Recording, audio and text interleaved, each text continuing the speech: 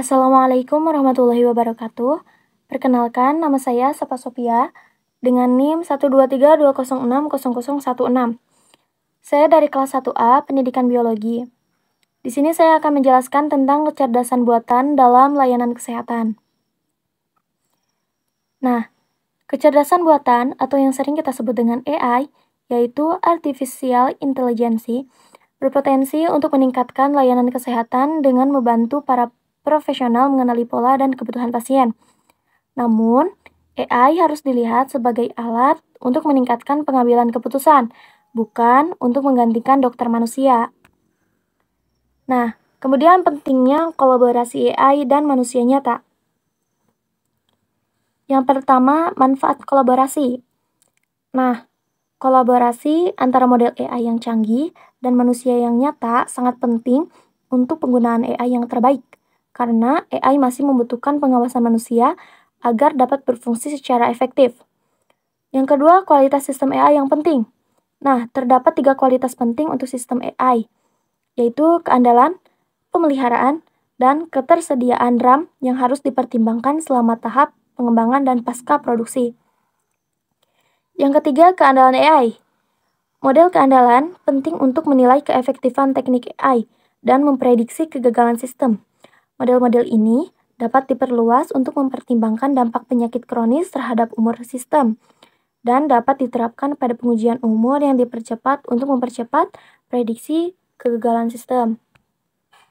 Nah, kemudian pentingnya model pemeliharaan dalam sistem AI. Yang pertama, model pemeliharaan.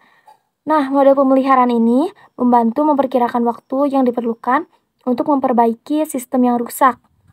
Nah, semua model keandalan ini merupakan perkiraan dan membutuhkan data yang cukup, dengan akurasi dan prediksi yang menurun seiring dengan meningkatnya ekstrapolasi. Oleh karena itu, model keandalan sangat penting dalam menjaga keandalan sistem medis. Nah, yang kedua pentingnya data yang cukup. Nah, prediksi yang akurat itu kan membutuhkan data yang cukup.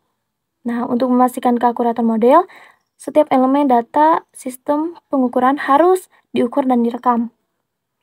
Kemudian meningkatkan keandalan sistem medis. Yang pertama, menilai keandalan sistem. Nah, meningkatkan keandalan sistem medis sangat penting dalam memastikan bahwa pasien mendapatkan perawatan yang tepat waktu dan efektif. Model keandalan membantu untuk menilai kualitas sistem dan mencegah kegagalan sistem. Nah, kemudian yang kedua, prediksi kegagalan sistem. Nah, model keandalan dapat diperluas untuk mempertimbangkan dampak penyakit kronis terhadap umur sistem dan dapat diterapkan pada pengujian umur yang dipercepat. Nah, untuk mempercepat prediksi kegagalan sistem. Kemudian pemeliharaan sistem. Nah, pemeliharaan sistem ini harus tepat waktu dan sangat penting dalam menjaga keandalan sistem medis. Nah, model pemeliharaan membantu memperkirakan waktu yang diperlukan untuk memperbaiki sistem yang rusak dan meningkatkan ketersediaan sistem. Kemudian, ada penerapan model keandalan dalam kedokteran. Yang pertama, mengukur keandalan sistem diagnosa. Nah, model keandalan ini sangat penting dalam menjaga stabilitas dan keandalan sistem diagnosa medis. Nah, model ini dapat diperluas untuk mempertimbangkan pengaruh penyakit kronis pada umur sistem, kemudian memprediksi kegagalan sistem, dan pengujian umur yang dipercepat. Nah, yang kedua, ada keandalan sistem terapi. Nah, model keandalan ini dapat diterapkan untuk mengevaluasi keandalan sistem terapi dalam mengobati pasien tanpa terlalu banyak mempengaruhi aktivitas sehari-hari mereka. Nah, kemudian ada optimasi sistem kesehatan melalui AI. Yang pertama, identifikasi kebutuhan pasien.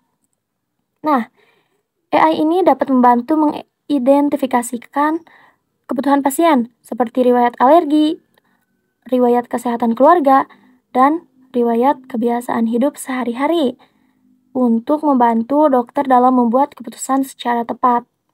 Nah, yang kedua, mempercepat diagnosis. Nah, AI ini juga dapat digunakan untuk mempercepat diagnosis dengan mengenali pola-pola yang terdeteksi dalam data medis pasien. Nah, yang ketiga, optimasi perawatan pasien. Nah, dengan menggunakan data dari pasien yang berbeda, AI dapat membantu dalam menentukan perawatan apa sih yang paling cocok dan efektif untuk setiap individu. Nah, kemudian mendukung pengambilan keputusan dokter dalam pengobatan kanker. Nah, di sini terdapat 2 pengobatan ya, yaitu yang pertama pengobatan kanker tradisional dan juga AI dalam pengobatan kanker. Nah, pengobatan kanker tradisional memiliki manfaat, yaitu pengobatan yang telah terbukti aman dan efektif. Nah, kemudian AI dalam pengobatan kanker memiliki manfaat, yaitu meningkatkan ketepatan diagnosis dan pengobatan. Kemudian, pengobatan kanker tradisional memiliki kelemahan, yaitu memakan waktu dan biaya yang besar. Sedangkan AI dalam pengobatan kanker memiliki kelemahan, yaitu kurangnya pengalaman klinis. Kemudian pengobatan kanker tradisional memiliki perkembangan, yaitu pengembangan terus berlanjut dengan melalui protokol pengobatan. Sedangkan AI dalam pengobatan kanker perkembangannya yaitu dalam tahap pengembangan untuk meningkatkan kemampuan dalam menentukan perawatan yang tepat. Nah, kesimpulannya, walaupun kita menggunakan kecerdasan buatan atau AI, nah kita harus menggunakannya dalam pengawasan kita manusia. Nah, agar AI berfungsi secara efektif dan juga kita harus memelihara dan menjaga dengan baik sistem dan penggunaan AI tersebut. Nah, mungkin sekian yang dapat saya sampaikan. Kurang lebihnya saya mohon maaf. Wassalamualaikum warahmatullahi wabarakatuh.